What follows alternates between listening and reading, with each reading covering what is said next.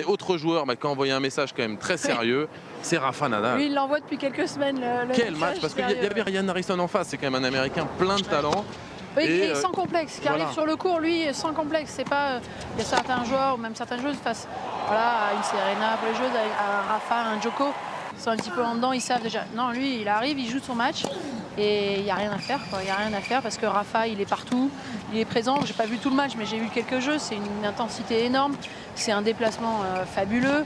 Et puis encore une fois, c'est du premier au dernier point, dans les vestiaires avant, même limite dans les vestiaires après, c'est énorme quoi.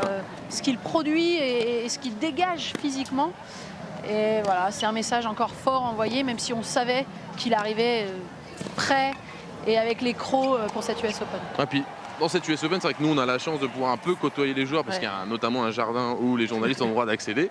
On est un peu chanceux et quand on croise Rafa Nadal, on est presque subjugué par l'humilité du garçon, l'attitude exemplaire. C'est étonnant. Rafa, c'est l'humilité super bien élevée. Voilà, il y a une éducation, je pense, derrière exceptionnelle de la part de toute la famille, des parents et de ses parents évidemment, mais dans une génération où c'est de plus en plus difficile de trouver des sportifs, que ce soit dans le tennis ou ailleurs. Je dirais qu'ils sont dans cette humilité et dans cette éducation-là. Je crois que ça vaut le coup d'être souligné. Effectivement, c'est un grand champion. Et en dehors, pour l'observer un petit peu, voilà, c'est chapeau. On l'écoute, il était dans le Garden et Pedro Garcia avait son micro. Il lui a tendu. On écoute Rafa Nadal. Évidemment, après avoir perdu au premier tour de Wimbledon, j'étais un peu nerveux avant ce grand chelem. Mais à part ça, beaucoup d'émotions de revenir ici un an après sans avoir pu revenir avant. C'est un cours très particulier, j'ai tellement de souvenirs ici.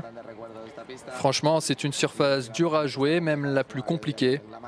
Je suis heureux d'avoir gagné. Aujourd'hui, c'était dur, il y avait beaucoup de vent, mais je m'en suis bien sorti.